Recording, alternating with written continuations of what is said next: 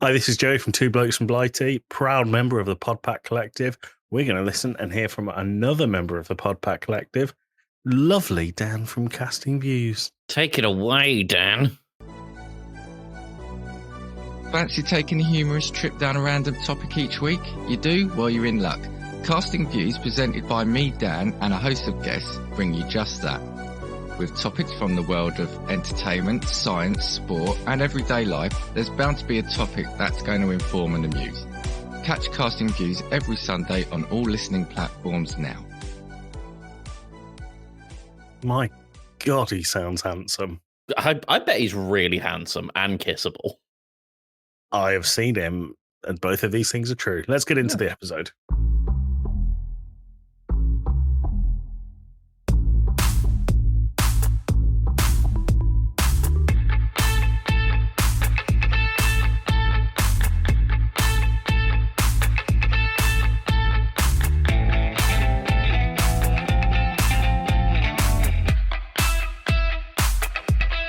If you ever think about buying money online, don't fucking do it. It's a waste of time. This is Tim from Two Blokes from Blighty.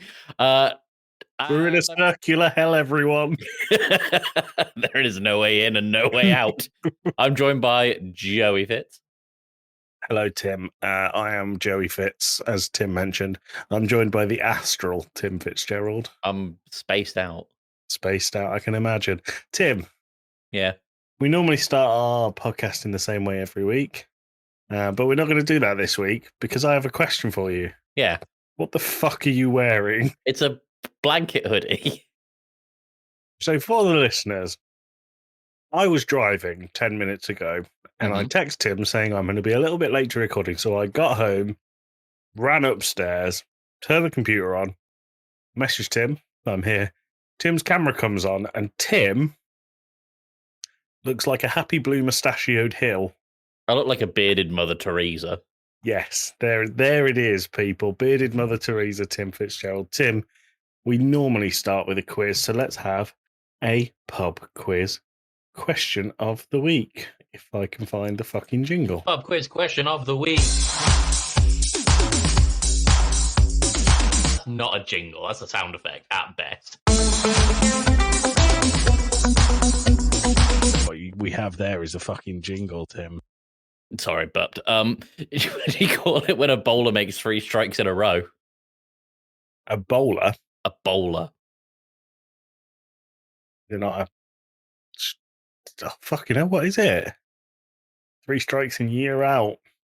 That's baseball. I'm talking like 10-pin bowling. Oh, I've no fucking idea. Oh, it's a sports one. You're normally good at these. You said it's a sports one. Bowling isn't a real sport. Or, Tim, is it one of the most difficult sports? Could well be. What is the most difficult sport in the world? What is it not? Hiking. Hiking? Yeah. Why it's not the Olympics? You get an Olympic hiker. You could do. Could you get an Olympic haiku? Maybe. There are medals now. Lots of running and jumping. There will be a win. Do you know what? For bang off the bat, not bad. Pretty good. Not bad. A little bit of refinement that can be better. But we'll come back at the end of the episode for what it is in bowling when there's 3 strikes in a row. I couldn't even hazard a guess. No. All I like is the the little animations above the bowling screen that are always like, "You did great." Yeah, I like the ones where like you screw up. There was a meme going around for a little while where it was like, it was just bowling pin sex. The most obscene bowling pin sex you'd ever seen. Because they had massive willies and were just going to town on a bowling ball. Yeah. We live in an obscene and confusing and horrific world, don't we? What's that phrase? May you live in interesting times. Well, we certainly do that. Tim. Yeah. What do you want to talk about now? So we could do calendar days. Yep. I could explain the changes I've made to our soundboard. And we could run through some of the things that you may hear over the coming series. What would you like to talk about? Well, let's do calendar days. Let's knock that out of the way. When's this coming out? Season Oh, 1? now I know this because the Did you spend jingle's a banger now. Did you spend a full week trying to work it out? And that's why we had to have last week off. Yeah. I was all out of mental RAM, as it were. Dedicated mental RAM. Dedicated mental wham. Joe, it's a Wednesday. It's a Wednesday, is it? It's a Wednesday. Tim and Joey talking loud. Holidays that make them proud. Calendar check every week. Which day holds the peak? Valentine's is on a pivot. Christmas Eve sometimes hits it. New Year's Eve can be found smiling on a Wednesday round. It is Wednesday, my dudes. Time to shake the mood. Celebrate whatever's there. Make the middle week a fair. God, I love Banger. that jingle. So good. So much better than half the shit I loaded with our soundboard with. What I will say about that, Tim, Mm-hmm. there's a lyric in it. Sometimes Christmas Eve hits it. Yeah. What does that actually mean? I mean, it goes hard Christmas. Okay. Yep. Cool. Christmas is like a very Sigma holiday. Oh. We doing this again? Yeah. Are you Valentine's is giving very energy? skibbity. No. I don't understand Tim, the words I'm saying at this point. it's quite a lot of national days. Oh, God. Okay, hit me with them. National Emergency Nurses Day. Try and make a joke about that, boyo. There's a pay joke somewhere in there, but I'm not brave enough to make it. Cool. National Stop Bullying Day. No, definitely not. Tim thinks National Stop Bullying Yeah. Day. National Bullying Encouragement Day. Well, leading nicely off of Start Bullying Day. National Bring Your Teddy Bear to Work or School Day. Now, I feel like one of those goes with the other. Yeah. I feel like people started celebrating National Bring Your Teddy Bear to Work and School and they had to bring in Stop Bullying Day. Yeah. National Take Remember, Your guys, Parents, it can be two things. Take Your Parents to Lunch Day. Also, probably related to bullying. That'd be really awkward with us. Yeah. Parents don't get along, which is fine. They're happier this way. It's fine. Yeah. National Curves Day. Curves? Yeah, As in like lady curves or? we are curvy bitches, Tim. I am rotund, I believe is the word. Okay. I need to look up this one because okay. This is not what it sounds like on the tin. I'm listening. Pans/Pandas Awareness Day. Pan/Pandas Awareness Day. Yes. So All right. the reason I had to look this up is because when I saw that, I thought saucepans and pandas, and that's a weird combination. But actually, it's pediatric acute onset neuropsychiatric syndromes, which is PANS.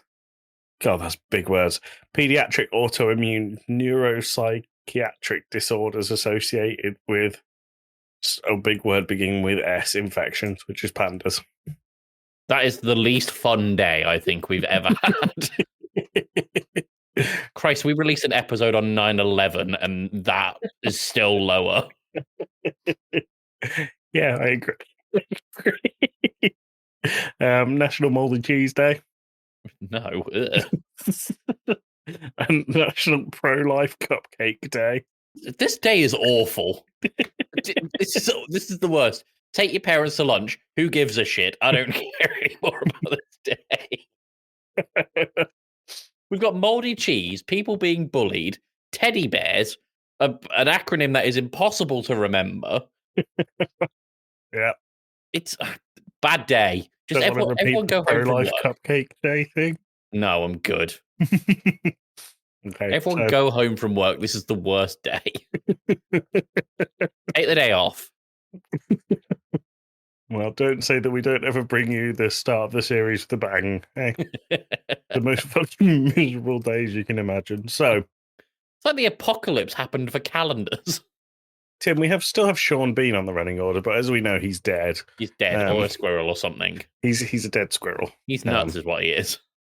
D's nuts is What? what we mean. So he's now gone, but it means that we didn't have to pay him. So we have some really exciting celebrities in the back pocket. Tim, do you know who they are yet? No. Okay, well, I'm sure we'll find them next week.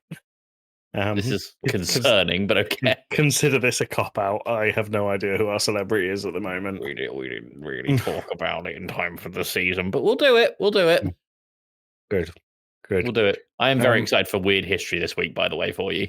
Well, fuck it. Let's go there, Tim. I lost the short history jingle, so we just have the long one. All right.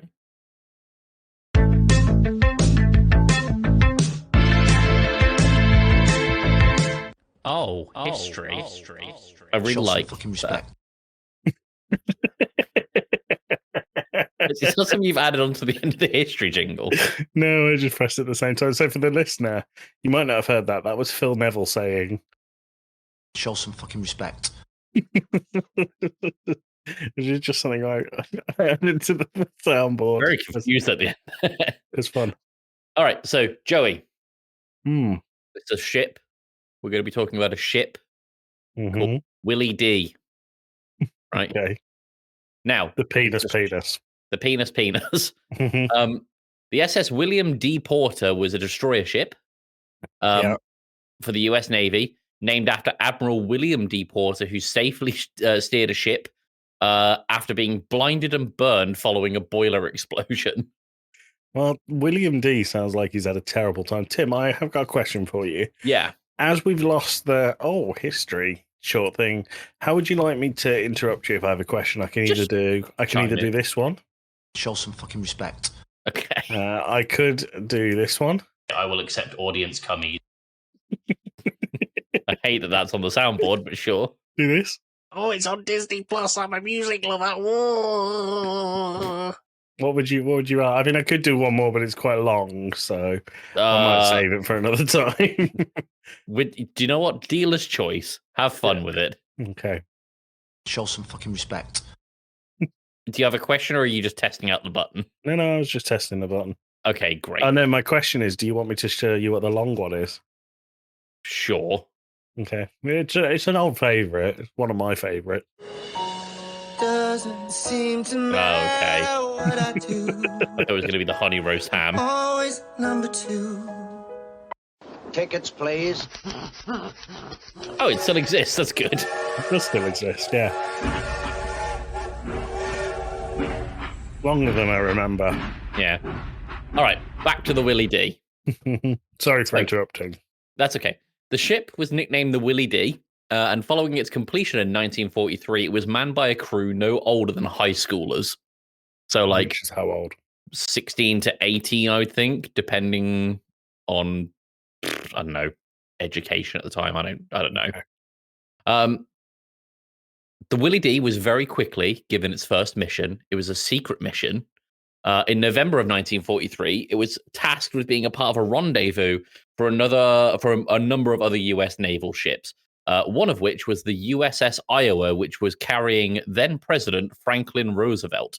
It was set to take him to Cairo for the Tehran Conference, which is a tactical meeting between Winston Churchill, Joseph Stalin, and of course Roosevelt to discuss their defense against the Germans during World War II. Now, German submarines were renowned for shooting down ships in the Atlantic Ocean. So there was a very clear order for this rendezvous, which is radio silence, right? Throughout the whole because they didn't want to run the risk of the radios being caught on German receivers and thus the safety of the president being compromised. Makes sense. Okay. Let's just keep the radio silence in mind because it's going to be a very pivotal player throughout this whole fucking saga. I guessed when you said there's one thing that they had to do, and that was not talk, when that they were gonna talk. Yeah. So on November 12th, immediately leaving port in Norfolk, the Willie D was involved in a mishap where its anchor tore the railing and lifeboats off another destroyer ship, and also completely ruined the hull of the other ship. The Willie D was perfectly fine. So show some fucking respect. Would it have been better if it ruined Hull? It might have been better if it. To be honest, it might be an improvement for Hull. Okay, cool. Sorry, carry on. The next day, on November 13th, a depth charge rolled off the deck of the Willie D and exploded. This caused the Iowa and the other ships to start taking evasive maneuvers and for planes to scramble because they thought a German sub had found the ships. Okay, cool. Already off to a flying start. Wait, but they couldn't even radio each other to go, oh, sorry. Yeah, no, none of that. They were under strict orders for radio silence. How did they tell them they dropped a depth charge? Oh, sorry. I was going to do the jingle now. It's all right. It's fine. I imagine it was something that was communicated some point afterwards. I just said, oh, fuck. On November 14th, so this is the day after that, on Roosevelt's orders, the fleet attempted a demonstration of what the ships would do during an air raid. Kind of like a demonstration where they'd be like, oh, this is what we can do. This is normally done with balloons, and it would essentially just become target practice. And while most of the balloons were shot down by the Iowa, where Roosevelt was, some of the ships drifted towards the Willie D and were shot down by them and some other escort ships. Now, the Willie D saw this demonstration and because of the radio silence thought it was just a weapons demonstration, not just an anti-air demonstration. and began to do a torpedo demonstration. Which would have been fine had they not fired a real torpedo. Right? Now, in order for these torpedoes to work, they needed to pick a target, and the operator of the torpedoes picked the USS Iowa. Hold on. So he's in. Sorry, hold on 1 second, Tim. That's fine. Show some fucking respect. First of all, he should have shown some fucking respect. Second of all, he had to pick a target to demonstrate the weapons to, and he chose the one with the fucking president on. Correct. Right, okay. Right. I mean, what more can you say to that, really? I mean, yeah, it's happened. Okay. But the next 5 minutes on board the ship were absolute pandemonium. So I'm not surprised. The Willie D, adhering to radio silence, signaled to the Iowa using lamps, right? In daylight. Firing a fucking torpedo at them. Yep, so a torpedo's heading towards the president and they're using lamps. The first message that they sent did indeed say that they had fired a torpedo, but they said they fired it in the other direction. Using Morse code, I imagine. I'm assuming so, yes. Okay. On their second attempt to signal, they advised the Iowa that the Willie D was going to start going backwards. Is this someone who's lied on their resume and can't actually run a ship? Possibly, probably. Okay. Frustrated, they eventually broke radio silence and warned the Iowa of the torpedo. The Iowa was able to move out of the way, but it was reported that Roosevelt told his Secret Service to wheel him over to the edge of the deck to see the torpedo, noting that if he was going to die, he was going to face it. Fucking hell. He's metal as fuck. Yeah, pretty metal. I don't know what Roosevelt's politics were like, so I'm not going to compliment the man too much. No. The torpedo exploded about 3,000 yards behind the Iowa, which it's close, but it's not like lethal close, I suppose. But after which, every single ship in the fleet, as well as the Iowa, pointed all of their guns at the Willie D. Right. Assuming that it had been taken over by Germans. Okay. So, after this, the crew of the Willie D and the Willie D ship itself were dismissed from the rendezvous and sent off to Alaskan shores, with the idea that they could not cause more trouble.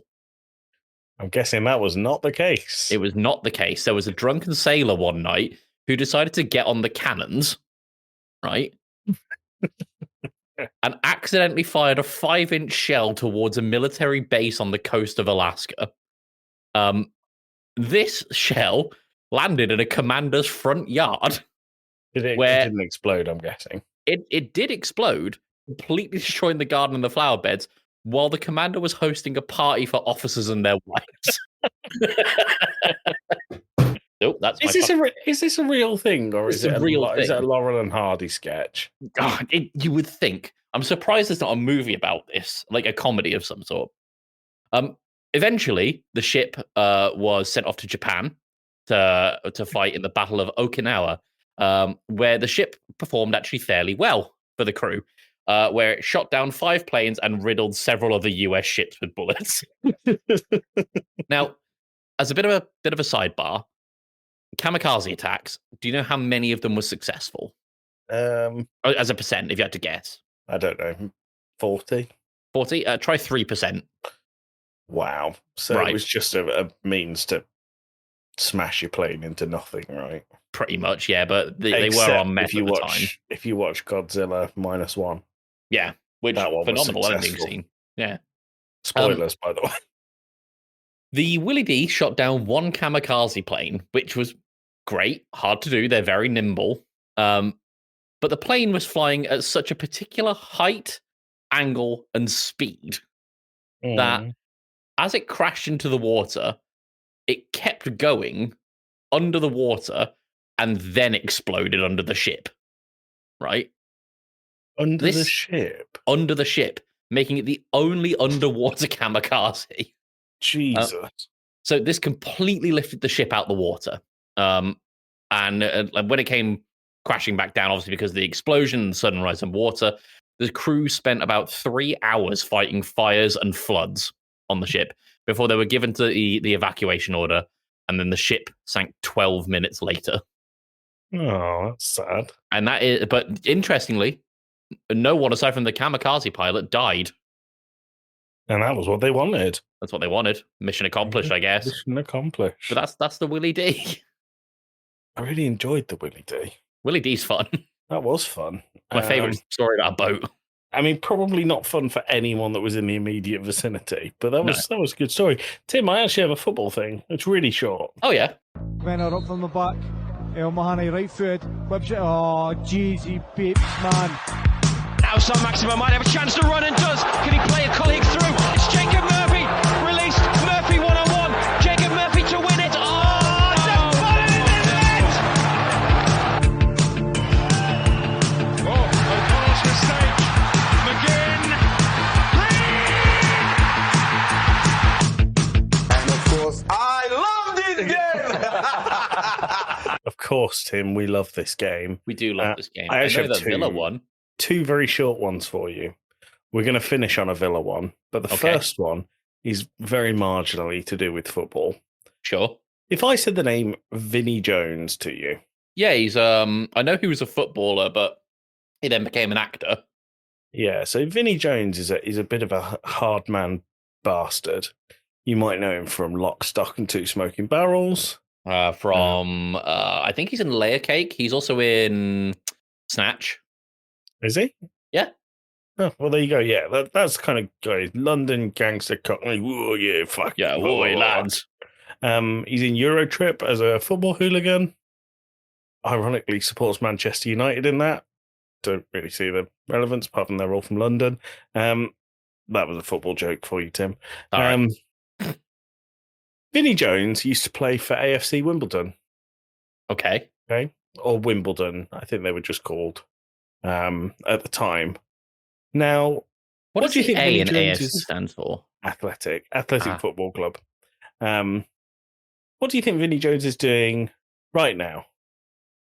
This is like Johnny Vegas, isn't it? Yeah. What's he doing? What's he up to? Well, I can tell you what he's going to be doing very soon. It's going to be like the manager of Wimbledon or something like that. He's not involved in football. He's going to be performing on stage in the West End in the Only Fools and Horses musical. What? Yep, you heard me. Only Fools and Horses, the musical, starring Vinnie Jones. What do you think I about? hate that this exists, but I also kind of want to see it. What do you think about Only Fools and Horses? I mean, it's fine.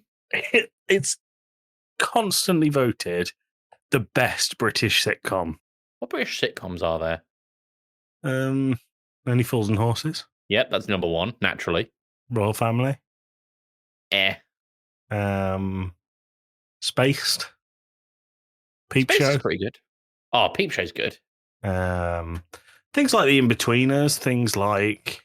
I suppose The In-Betweeners would be a sitcom. Yeah, it's a situational comedy. Yeah. There's loads of British sitcoms, but Only Fools and Horses, the musical with Vinnie Jones. Would you Very go and see weird. it? I mean, how much are tickets? I don't know. We're not doing this game again. I'm on it. Tim, I promise you a Villa story. Mm-hmm. So on Wednesday night, Aston Villa played their first game in the Champions League for 42 years. Amazing. The last time they were in the competition, they won it with a 1-0 win against Bayern Munich. Sure. What was the score on Wednesday against Bayern Munich? 1-0? 1-0 to Villa. They won, and Bayern Munich are widely considered one of the best teams in the world. They won with a beautiful goal. But normally, when you support teams of this height, people can accuse you of being a glory hunter. That's not the case with Villa, because we have, in very recent memory, been shit. By the way, it turns out my driving instructor is a Villa fan. What a legend. Huh. Well, 6 years ago to the day, when they're beating one of the best teams in Europe 1-0, they played a game against Preston North End in the Championship, second division. Who's he? He's called Preston. It's his Oh. North End. Okay. And something memorable happened in that game. Steve Bruce was the manager, famously a very negative manager. I've heard of Steve Bruce. People don't like the style of football that Steve Bruce wants to play. It's miserable, turgid, boring, dull football. Very safe. Now, football fans have a way of expressing themselves, and these Villa fans behind Steve Bruce at this 3-3 game 6 years before they beat Bayern Munich in the Champions League chose to throw a cabbage at him mid-game. Great. Okay. Tell me more. There isn't that much to tell. They never found the guy who threw it. Mm-hmm. It did, in fact, hit Steve Bruce. Cabbages are heavy. They're dense. They're very, very dense vegetables. Steve Bruce was sacked the day after, and it's been an uphill, I was going to say an uphill spiral ever since, but they're downhill quite famously. Oh. An uphill cyclone. Oh. So there you go. Now you support Villa, I can call you a glory hunter. Oh, okay. Yeah, there you go. Yeah. And your driving instructor, call him a glory hunter as well. I accidentally left my Payne's bank card in his car the other day. Well, that was silly, wasn't it? Well, he came back to drop it off the back of my house and he goes, "It's really weird. I tried it, but there's no credit left." Did he actually say that? He did. Is he Brummy? No, he's not a Brummie. Why is he like Villa? No. Just of that age. I guess. When Villa were good. You mean right now? Oh yeah, I do mean right now. Tim, let's do some jokes. Yeah, let's get jokes.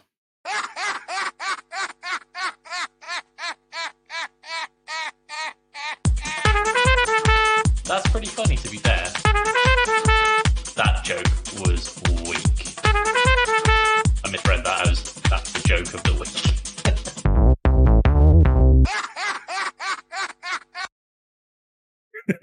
Where'd it go? We didn't get the trumpet at the end. Anyway, I'm not going to add it in. The audience can enjoy that with us. Tim, welcome to our Joke of the Week section where Tim and I tell each other one-liners with the sole intention of making the other person laugh. It is our job to not laugh. And one of us cracks that and does laugh. That joke becomes Joke of the Week and the section is over. Is that clear, Tim? Yes. And audience, join in. Tell us where you laughed if you did. If you did. Tim, I have 9 jokes. I also have 9. I'm going to let you start. All right. I'll start off with a very simple one. I drove my Subaru past this girl the other day. I was trying to impress her. Oh, I like it. Strong start. Yeah. My wife and I laugh about how competitive we are, but I laugh more. Yeah, it's good. Mm. Yeah. Self-referential. 2 guys are robbing a liquor store and they are clearing the shelves. And the first guy goes, "Is this whiskey?" And the second guy goes, "Yes, but not as whiskey as robbing a bank." I like that one. You nearly include it. I was going to include it myself, but I didn't. So, Tim. Yeah. I've been taking Viagra for my sunburn. It doesn't cure it, but it does keep the sheeps off my legs at night. Oh, I see. It's an erection joke. It's a pitching a tent joke. It is, yeah. Yeah. A salesman knocks on the door of a house and this little kid in a bathrobe with a cigar in one hand and a glass of scotch in the other answers the door. And the salesman says, "Hey, are your parents around?" And the kid says, "What the fuck does it look like?" Okay, cool. I stayed up all night trying to figure out where the sun was. And then it dawned on me. Good. Good. There was once upon a time a Spanish magician who could make himself disappear. So he would go, uno, dos, and then poof, he disappeared without a trace. I was hoping for a bit more. Oh, okay. My wife told me to stop impersonating a flamingo. I was so angry, I just had to put my foot down. They do that. They do that. My boss walked in on me having sex at work and yelled, "What are you doing?" And I said, "Well, she was just laying there." And he said, "It's an autopsy." Anyway, that was my last day as a vet. Very good. Yeah? Yeah, I like that one. A lot of twists and turns there. A lot of twists and turns. My wife says that making love is even better when you're on holiday. I just wish she didn't tell me via email. Yeah. Yeah. Mm. Yeah. It's a situation I think we can all relate to. Yeah. Yeah, I think so too. Have you heard the joke about gaslighting? Yes, I have. No, you haven't. Oh, you were going to say yes, I have, weren't you? Yeah, it depends on what the person says. Read it like a book. I But was going to say Bible, but I've not read the Bible. Shout out to my grandma, since that's the only way she's ever going to hear you. The death joke. Yep. Yeah. It's good. I was caught peeing in the pool yesterday. The lifeguard yelled at me so loud I nearly fell in. Okay. What's the difference between jelly and jam? It's going to be I can't jelly my dick in your ass or something, isn't it? Can't jelly a clown into a tiny car. Tim, you're disgusting. Sorry, I'm still thinking about the autopsy joke. Very cool. My wife came up to me and said I was immature, and I said, "Get out my fort." Good. The guy who stole my diary died. My thoughts are with his family. That's really good. Yeah. That's really, really good. I got my last one here, which is a ship carrying blue paint collided with a ship carrying red paint. All 50 sailors were marooned. Good. I actually have two more. Ah. The other day, my girlfriend asked me to pass me her. Sorry, I'll start that again. Sure, yeah. The other day, my wife, in case she can hear me, asked me to pass her lipstick and I accidentally passed her a glue stick. She still isn't talking to me. It's a adhesive joke. Yep. Okay. What was the last thing my brother said to me before he kicked the bucket? Look how far I can kick this bucket. Good, we're doing this again. Guess what? What? That one. It wasn't on my list. I just thought I'd say it. Yeah, of course. That's pretty funny, to be fair. That joke was weak. I wonder if we'll get the trumpet at the end. Who knows?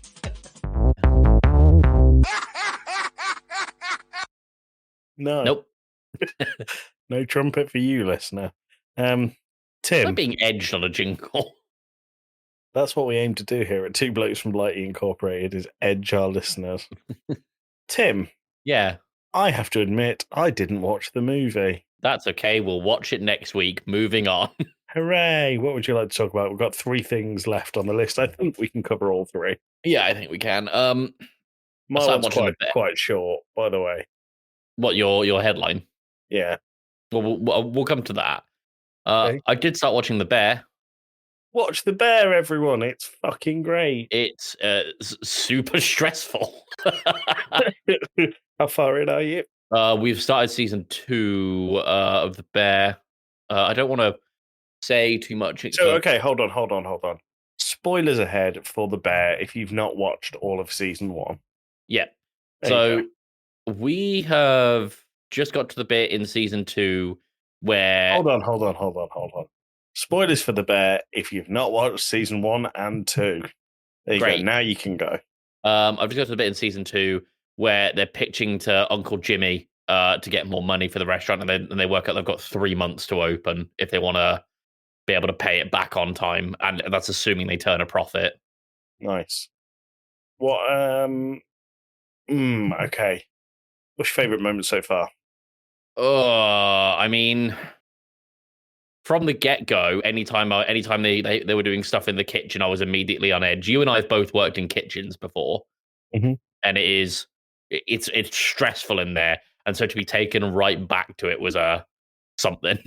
I like every bit where they go, "Oh, fucking cousin! Oh, you cousin! cousin bastard!" No, I think my favorite episode has to be the one with the pre-order receipt. Yeah, I knew you were going to say that.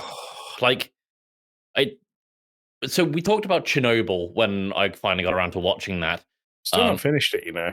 It's so Chernobyl. You would be fair in saying it's stressful TV. Okay. This is on another level of stress, and I think it's because we can almost relate to it. I think it's beyond that. I think because they've established the character so well, and Kami, who's the main character, needs such control over everything in his life, and this is like, it's not even gradual loss of control, it is complete sweep the carpet out from under your feet. It's very sudden. Yeah, what Tim's talking about is there's an episode where they forget to turn off the pre-orders option, and people on have their just opening been day of ordering. orders. People have just been ordering non-stop, so there's hundreds of tickets and they all come through at once. And when they work in a kitchen, you need to stagger the tickets so the kitchen can keep up. It's a good episode. But did you notice as well that it's all done in one shot? No. All I probably one shot. did at the time. I've not seen it for a long time. So they have the whole intro where they have the Chicago radio playing, but then the moment it sets in, like the moment the footage starts getting into the original Beef of Chicagoland, as the restaurant is called, it's one shot, one take. What's the beef? What's the beef? Forget about it. Have you seen that post? I don't know if I sent it to you or not, where it's someone saying that the guy who plays Kami should play the next Willy Wonka in Charlie and the Chocolate Factory. And it's just a screenshot of like the cousin Ricky stood behind the counter being like, "Cousin, some kid fell in the fucking chocolate river. You want me to fish him out?" That's good. That's good. I love the bear. I think it's so good. It's so addictive. Yeah, I think it's good.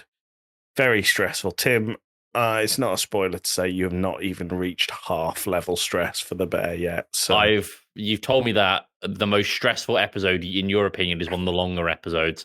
And I haven't read anything of the episode descriptions, but I have noticed that one of the episodes is an hour long, so I hope it's not that. I think it is that one. Good.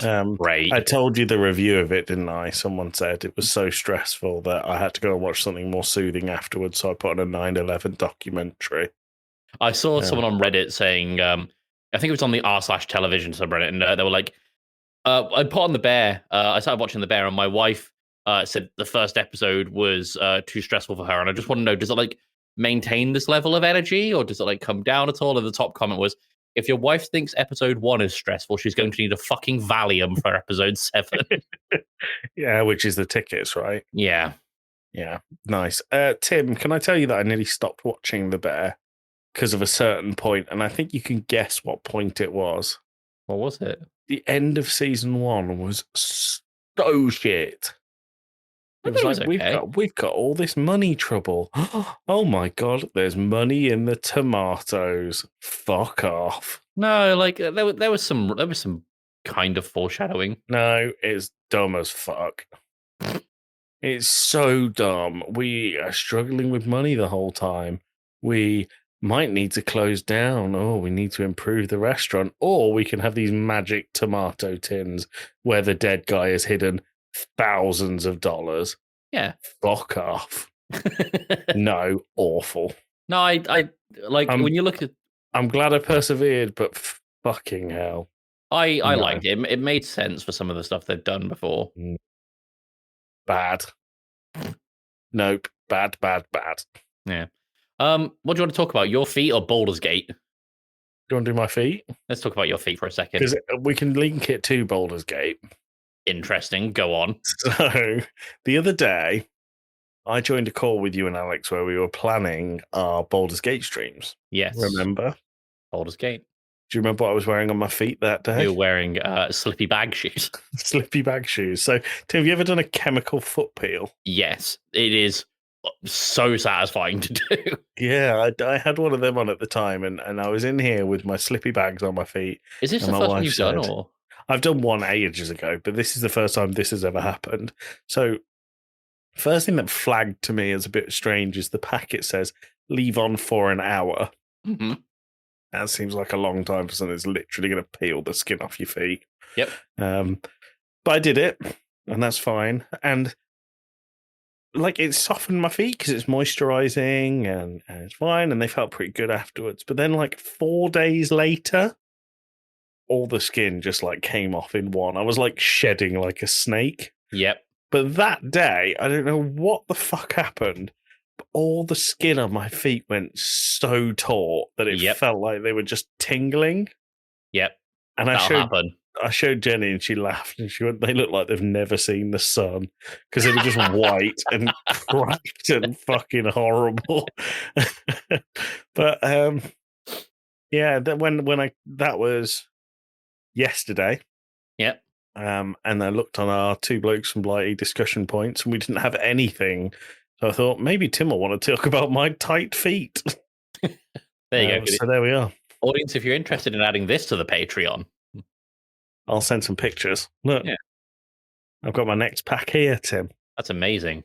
You can't stop. I can't stop. The wearable sock type foot mask. The other thing is, I think they're obviously meant for very tiny women because it says on the back, it says, "Cut them open. These will be very baggy on your feet, so make sure you use the sticky tab to pull them tight."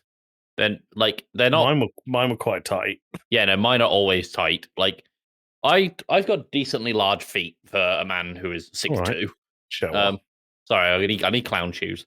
9-inch dick. Yeah, go on. It's actually the opposite. The opposite of 9 inches. What's that? It goes inwards. Very good. Very good. And out the other way. But so those slippy bag shoes are always tight on the feet and toes itself, but they are always loose around my ankles. Yeah. Yeah. Yeah, there you go. And if you stand up too quickly in them, you just slip right over. Great for skating to work, though. You get the sensation that you're skating, but because the outside isn't slippery, you more just trip and fall on your face. And at the end of it, you can have a fake foot because of your skin being in exactly the same shape as when it was on your foot. Yeah, great. Yeah, it was good. Tim, Baldur's Gate. Baldur's Gate. I was saying this to Payne the other day. I'm really glad that you're enjoying Baldur's Gate more than I thought you originally would. Why did you not think I'd enjoy it? Well, you're not much of a tabletop gamer. It's D&D's for fucking nerds. I like D&D. Like you fucking astral fucking weird hoodie wearing moon on your fucking jumper nerd bitch. That last one seemed unnecessary. But no, we've been playing Baldur's Gate twice a week. It's been twice a week. It might be once a week, but I think we're going to do twice again. We're doing, at the time of recording, it's Friday the 4th. So I think we're doing tomorrow, and I think we're doing next Thursday. So the day after this comes out as well. Yeah. It's been fun sessions. Like, yeah, I'm really enjoying playing with a full party. Yeah.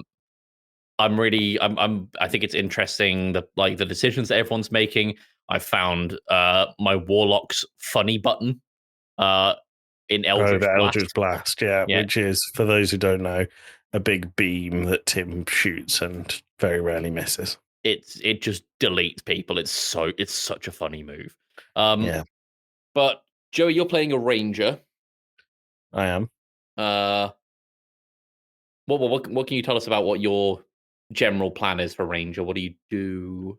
I do what I'm told because I have no idea what I'm doing. We've streamed 3 times. It's roughly 9 hours into the game. All of it is for viewing at your leisure on YouTube, on youtube.com/gameclubpod. We don't really use that channel very much. Well, we do now because we're uploading Baldur's Gate to it. Yeah. But parts 1, 2, and 3 are on there. I upload them generally the day after. So it's all available. I did not like the amount of scum saving we did yesterday. No, but if we didn't do that, there was no way out, and we'd have to basically start again. But I don't want to keep doing that. No, I know. I think pain stresses me out in Baldur's Gate. What, pain does? Yeah, so much. What do you mean? Well, because you just be walking along and then something will fall off a shelf 20 foot above you and nearly kill you. And then Payne will be up there and I'll be, oh, are you all right? What are you doing up there? She goes, don't worry about it. And then just leaves. Stresses me the fuck out. Like, I don't know what I'm doing at the best of times. I'm very reliant on you, Alex, and Payne.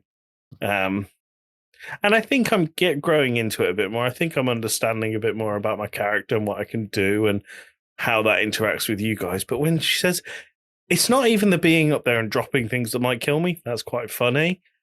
It's the don't worry about it. I feel like she's plotting something and it really bothers me.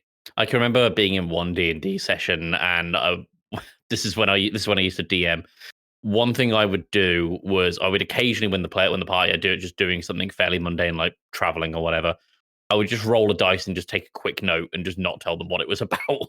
But that's how it feels. I feel so on edge when I notice her doing something a little bit suspicious. Well, she is a rogue. But she's in our party. I feel like we should be privy to that information. Maybe I shouldn't. Maybe it's not for me, but we're doing it, and I'm out of my comfort zone here, Tim. And then we've, of course, got the Northern boy, Alex. We do. He's Northern. He's a boy. He's Northern and a boy. He is our half-orc fighter. And he's playing Baldur's Gate. Yep. He's put himself as a self-insert, which is really weird. Nice, yeah. Quite sexy. Yeah. But I was saying to Payne, I'm buzzing for every session. I'm really enjoying this playthrough. Yeah, it's fun. And two, I'm really glad that you're really enjoying the sessions, or that you're having fun with it at the very least. I'm enjoying it. I also like that we seem to have like a good core group of people that tend to be there for most of the playthroughs. Which is good in the chat. Sorry, I should be really clear. Yeah. And some of them seem to have the same level of D&D knowledge as me, which feels like I'm not a hindrance to anyone, which is good. So yeah, we'll keep doing it. We'll keep uploading it to YouTube. I'm going to stream some other games as well. I'm going to stream Thank Goodness You're Here. Really looking forward to that one. I was wondering, actually, but I guess I could float this idea out to you now and possibly the audience to see if they'd be interested. What would you say to doing like research streams for the podcast? Like what? So let's say we got a game coming up in like a month or whatever. You just play through it on Twitch as a part of research. Yeah, we did think about doing that. I wonder, it would be interesting to hear the audience idea of it, but I think that sometimes when we go in with those games, it's better to not know how people are feeling about it. And I think there's a tendency, if you or Alex, for example, and I'm playing the game, I like for you not to know how I feel about it. Sure, yeah. So, and I can't stream without you two there or one of you there because you're good mods. So, yeah, I don't know. It's an idea. Maybe. We'll see. Maybe. We'll see. We'll see. Tim. Yeah. Let's do a pub quiz question. Pub quiz question of the week. Are we doing the jingle? I forget. No. No, not now. Okay, great. What do you call it when a bowler makes 3 strikes in a row? Sad. No, it's a turkey. Turkey. Well, there you go. Yeah. Well, there you go. Tim, we're not doing shout-outs. We're not doing Discord users. I'm going to do Podpack Collective Member of the Week. And it is 2 girls, 1 reusable cup. There you go. There you go. Go listen to them. Go listen. It'll be good fun. Yeah. Tim, anything you want to say to the lovely audience this season 8 debut? I was going to say finale then. That'd be it's a abrupt season. Yeah, take that, you bastards. Take that, you sexy bitches. We'll see you in a week's time. Bye. Bye.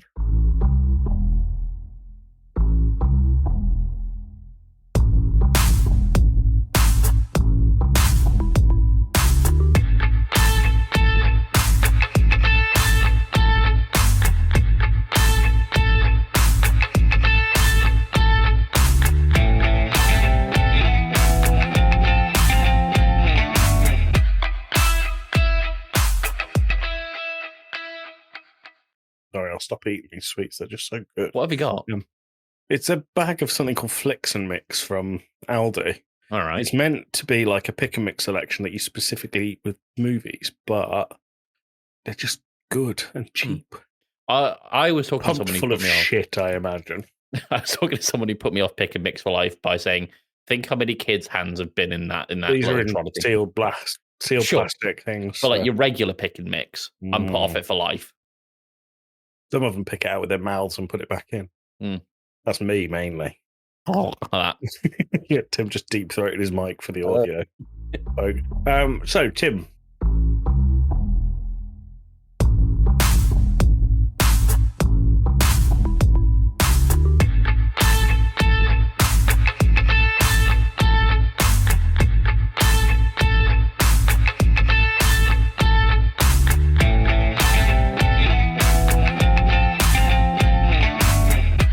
I'm ready when you are. I'm ready when you are.